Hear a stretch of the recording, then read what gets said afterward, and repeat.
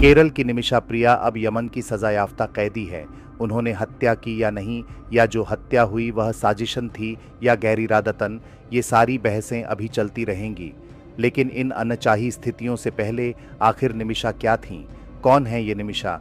Media reports बताती है कि निमिषा पढ़ाई में काफ़ी अच्छी रही थीं, लेकिन घर की माली हालत अच्छी नहीं थी। निमिषा की माँ दूसरों के घरों में काम करती थीं। इस स्थिति के बीच भी जैसे तैसे करके निमिषा ने आधी अधूरी पढ़ाई कर ली। इसके बाद स्थानीय चर्च ने उनकी मदद की। उसने निमिषा के नर्सिंग के डिप्लोमा कोर्स के लिए पैसे दिए तो निमिषा ने नर्सिंग का कोर्स कर लिया, मगर काफ़ी कोशिशों के बाद भी उन्हें केरल में नौकरी नहीं मिली। हर जगह उन्हें यही जवाब मिला कि सिर्फ डिप्लोमा कोर्स काफ़ी नहीं है नर्सिंग के लिए। इस बीच निमिषा लगातार जॉब सर्च करती रही। सिर्फ देश में ही नहीं, देश के बाहर की वैकेंसी भी उसने तलाशी। तब उसे समझ आया कि यमन में उसकी बात बन सकती है। इसके बाद उसने अपनी माँ से बात की। न चाहते हुए भी माँ ने अपनी बेटी को यमन भेजने का फैसला किया। इसके लिए पैसे जुटाए निमिषा अच्छे भविष्य का सपना लिए यमन चली गई। यमन की राजधानी सना में निमिषा को उसकी प्रोफाइल वाली नौकरी मिल गई। सना के एक सरकारी अस्पताल में वह बतौर नर्स नियुक्त हुई। तब यमन आज की तरह गृह युद्ध की चपेट में नहीं था। वहाँ बिल्कुल शांति थी। नौकरी मिल जाने से निमिषा के मन में भी शांति थी। निमिषा की माँ भी बहुत खुशी थी। सब कुछ पटरी पर आता दिख रहा था। तब निमिषा की माँ ने उसकी शादी केरल में ही ऑटो चलाने वाले टॉमी थॉमस से कर दी।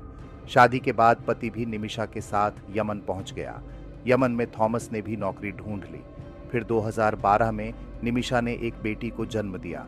बेटी के आने से घर में खुशियां तो आईं, लेकिन दोनों वर्किंग पेरेंट्स के लिए अलग देश में बेटी की देखभाल करना मुश्किल हो गया।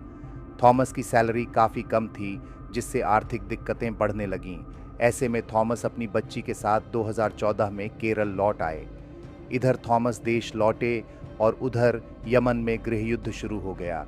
भारतीयों को यमन के नए वीज़ा मिलने बंद हो गए। अब तक निमिषा ने यमन के कानून के मुताबिक एक स्थानीय व्यक्ति को पार्टनर बनाकर 14 बेड का एक क्लिनिक शुरू कर लिया था। निमिषा के जीवन का बुरा दौर इसी पार्टनर के साथ आया। इस बिजनेस पार्टनर का नाम था तलाल अब्दो महदी। इस महदी ने निमिषा पर अत्याचार करने शुरू कर दिए।